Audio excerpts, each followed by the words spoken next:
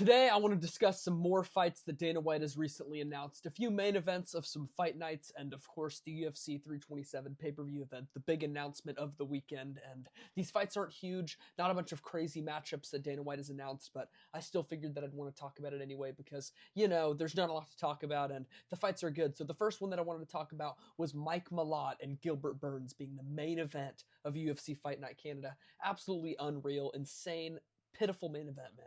Absolutely pitiful main event. I'm saying that it's unreal and insane because it's unreal and insane that there's a fight night main event that's that trash, all right? Mike Malott and Gilbert Burns is absolutely trash, and I think that Mike Malott is going to win, unfortunately, as much as I hope that he doesn't.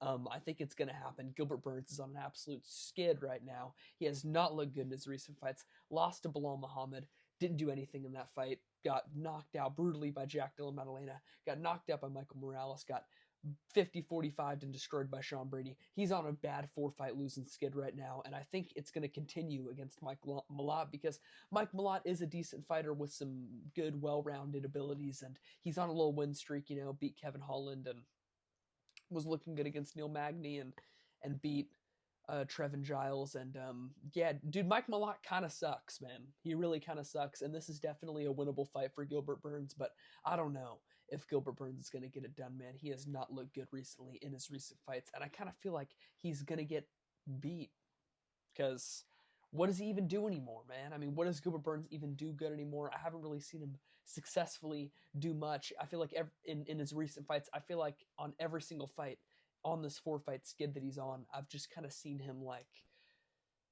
sometimes get takedowns, but other than that, extremely not durable. Jack Della Maddalena took his chin from him ever since the JDM fight. Gilbert Burns has been extremely not durable. He's not been able to take a punch. Every time he gets hit clean, it seems to hurt him and affect him. And in the Michael Morales fight, he seemed to just quit and wilt up against the fence to shots that weren't even landing clean, landing around the guard, landing on the gloves of Gilbert Burns. And Gilbert Burns was quitting way, way too easily in that fight. And I just don't think that Gilbert really has it anymore. So I'm going to take Mike Malott probably in that fight there. I'm going to go with unanimous decision, probably like 49-46, 48-47, but maybe Malott will gas out or something like he did against Neil Magny, and Gilbert Burns can get it done in that. But moving on, we got Joaquin Buckley versus Sean Brady as the main event of UFC Fight Night.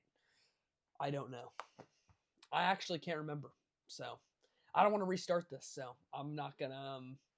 I'm just going to blow right on past the fact that I don't even know what card Joaquin Buckley versus Sean Brady is headlining, but I'm just going to pretend like I do because I'm already 3 minutes into the video. I don't want to restart this. I want to talk about Joaquin Buckley versus Sean Brady. I kind of think Joaquin Buckley's going to knock him out. Sean Brady looks so trash in that fight against Michael Morales. I know that Morales is good and he's powerful and he's undefeated and he's a really good prospect and he's young and he's very, very big for the division, but I don't know, man. His inability to get to the hips of Michael Morales was very, very concerning in that fight, and I think that it's going to show again in this fight with Joaquin Buckley. Sean Brady was unable to get to the hips and get a good takedown attempt on Michael Morales for that whole first round. It was about a 3 or 4 minute fight, and I don't think Sean Brady was able to get one clean takedown attempt off, and he got knocked out, and he wasn't even really able to get his game going at all because I think that these power punchers are going to always give Sean Brady problems because Sean Brady is not very durable. His chin, it's not very good. If you look at his fight with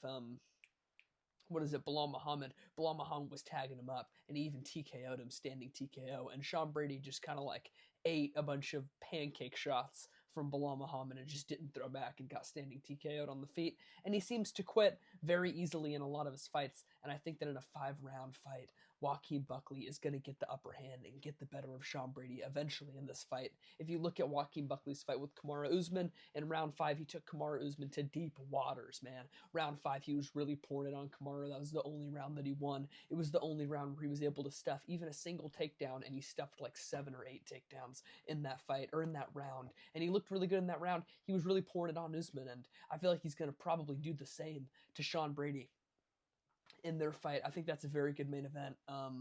Yeah, I think it's a very good main event. I think it's a very good fight. Very good matchmaking. The number 6 guy, Sean Brady. Number 8 guy, Joaquin Buckley.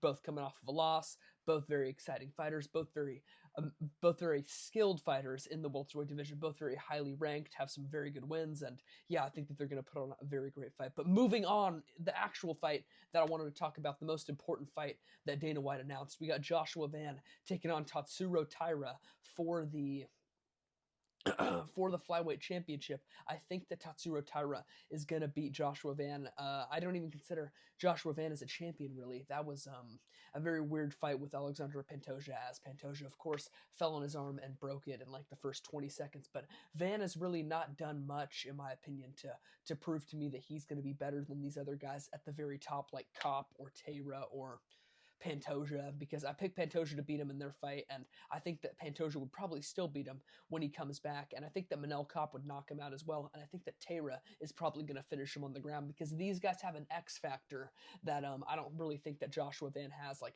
Tatsuro Taira with his back-taking ability and his ground game, or Manel Kopp with his power, or Pantoja with his experience and his grit and his toughness and his cardio. But Joshua Van, he's got some fast hands, he's got a fun style, he's a cool guy, but he's extremely undersized for the division, and he's a little bit chinny.